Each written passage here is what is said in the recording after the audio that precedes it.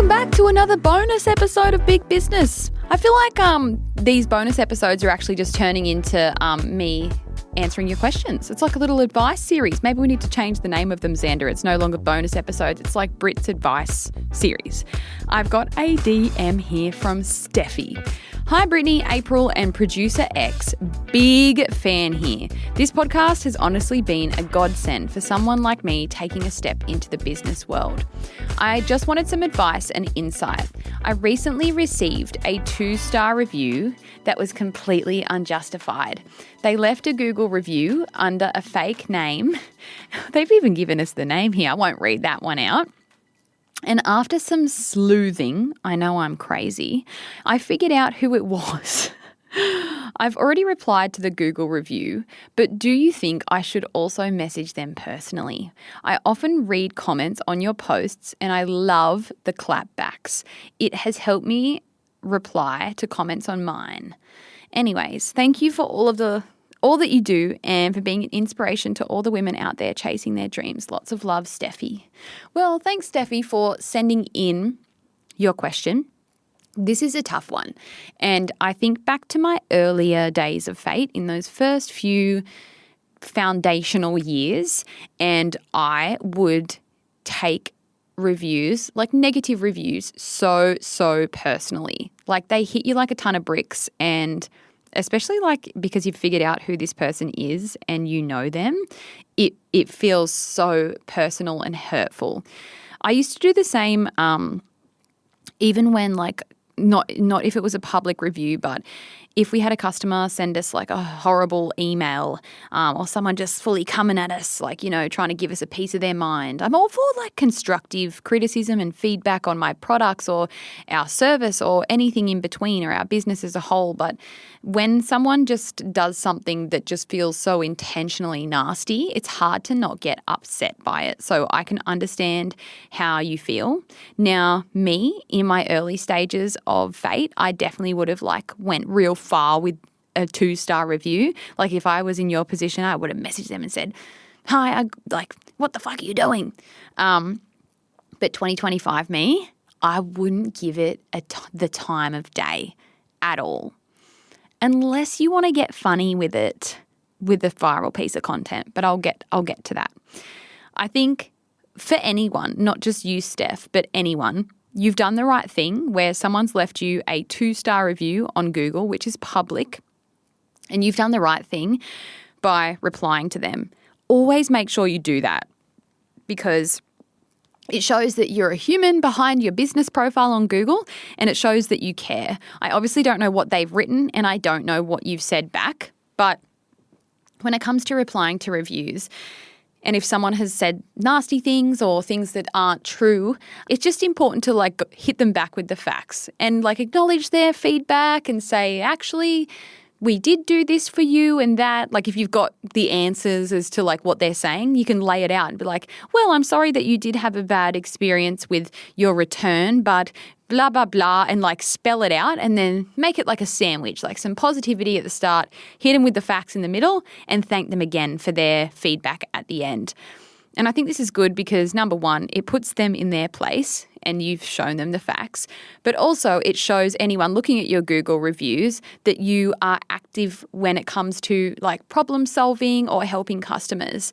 And it's actually a good thing to have bad reviews. I know that sounds crazy to say, but it's a good thing to have a few like not so good reviews mixed in with your great ones because it makes it seem more real and legit. Like if a business only has 5-star everything, it seems sus. Like it's normal for businesses to have a few negative reviews. It makes it more real. It makes it more human. So I wouldn't let it eat you alive. And if it was me, I wouldn't reach out to that person. I think they've got enough going on in their own life, obviously, if they've made a fake account and they're going to the lengths of leaving you a negative review. And you don't want to stoop to their level. And you also kind of don't want to let them know how much you care about whatever it is that they've said because it's only just going to like give them satisfaction, if you know what I mean. So I would just leave it as that. And if you're a new business, it can be really damaging when you have like a new Google profile and if you don't have many other reviews, because then it can really bring your star rating down. If someone's given you a 2 and then you've only got a couple of other 5-star reviews. So what I would do, if that is what you're in the situation of, is to just maybe think of some creative ways to get yourself some new reviews to kind of drown out the bad review if there's not many there. So maybe you could reach out to your family and friends and ask if they could give you a review on your business. You could reach out to customers via email or social media. And I think then you'll feel better knowing that there's some more positive reviews to kind of sandwich and squish the 2-star review. Now, the only other thing that you could really do, but you've got to do it so carefully and you've got to do it right. And I don't know your business or anything, so I can't look up on socials, what you're doing. But one thing that you can do, because as you said, people love a clapback moment. And I've done this many times over the years where you get a bad review and you turn it into a hilarious piece of content. So there is the opportunity for you to do that, but I do think you've got to weigh up whether it's worth it. And because this person knows you personally and you know one another, it might feel like you're just doing it as a personal attack. Whereas like I've done videos about terrible comments that I've gotten when it's just some random Joe Blow that I don't know saying, oh, good luck with your store, it's going to fail. Then I use that to make a really funny video moment. So I don't know what your content is like, but there is always opportunity to turn it into a piece of funny content or an educational piece of content, and you could keep it really light. I don't know what the review was, but if let's say it's someone saying, your cupcakes are shit. And you could be like, Joe said that our cupcakes are shit. And then, or whatever it is. And then you can turn it into a positive and like you could make it educational about how amazing your products actually are. But it just depends like on the context of the review, on your relationship with that person and how you do know them. If it feels personal and you know one another, I would kind of just lay it to rest. But if you want to have fun with it, there's also a great content opportunity there. I actually had someone leave the nastiest review a few months back. Well, actually, it might have even been like 6 months ago now. And it was like the size of 2 A4 pieces of paper. And it was on our downtown pants, which is like one of our best-selling products. Like people fucking love our downtown pants. And I need to go back and find it, but I kind of read it and went like, whoa. So when I started reading this review, it was so nasty that I thought that they were starting it off nasty and then it was going to end with like, I'm just kidding, these are the best pants ever. Like this review was so horrible that I thought it was like a prank, but it wasn't. And I remember reading it and thinking, oh God, that's so horrible. And because it was about one of our best-selling products, I thought, holy shit, I could make a video about this and like have us all wearing the downtown pants and reading out this really, really horrible review. But I just kind of left it. And actually, I've thought about it every now and then, like over the last couple of months. But it's one of those things, it's like, yes, it creates an opportunity for fun content and everyone would find that so funny and it's clever. We could market our downtown pants using that bad review.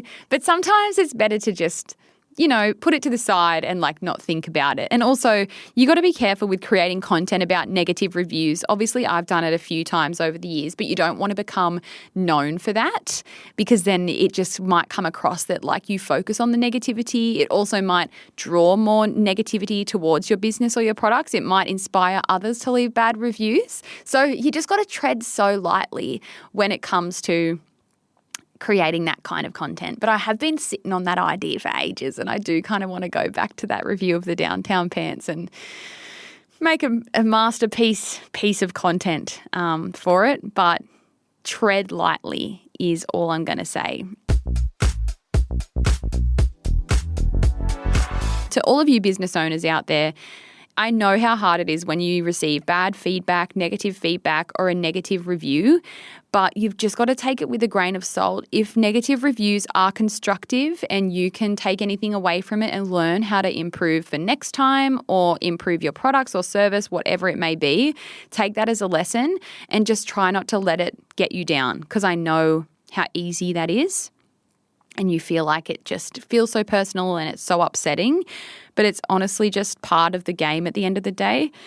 And hey, I think it's a great thing that, you know, we have customers in the first place that have the opportunity to leave us reviews, but maybe in this instance, this person might not have even been a customer. And I get how mad that must make you feel, but it's better to just like let it go, especially if it's someone that you know personally. So thank you so much, Steffi, for sending in your question. Xander, would you like me to answer one more question, or you just want to leave it at that? Okay, I'll just answer this. We've got quick DMs here. We've got like this big shared like board that we put everyone's DMs on.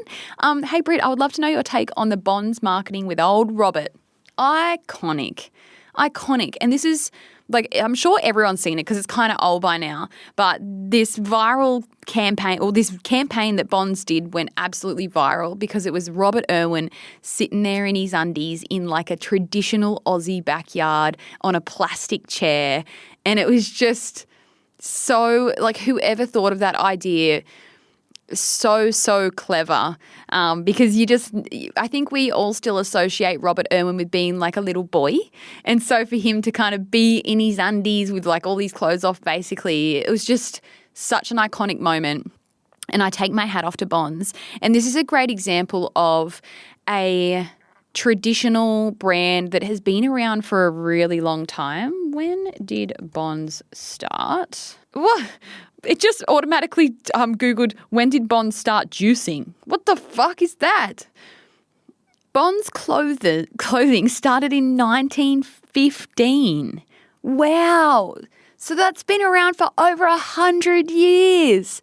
That's crazy. I was speaking about that in an episode recently about like how businesses are not often around for 100 years.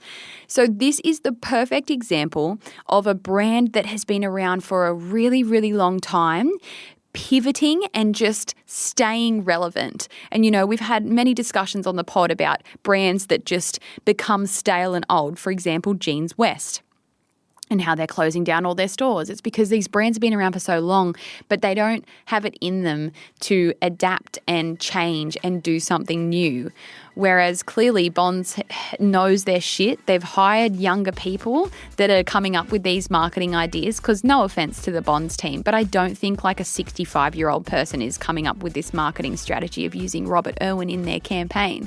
So it's just so clever. I loved everything about it. It was so simple, yet it was so powerful, you know, like it was so simple. He's just sitting in the backyard and the camera pans out and you can hear like crickets and it's just Robert Irwin in Bonds. I absolutely loved that. And it makes me think, fuck, I wish I had the money and also just like the creativeness to come up with something like that. Because that is just iconic. But I feel like a brand only as iconic as Bonds could do something like that. Anyway, that's all for today's bonus episode, and I'll be back in your ears next week with a main.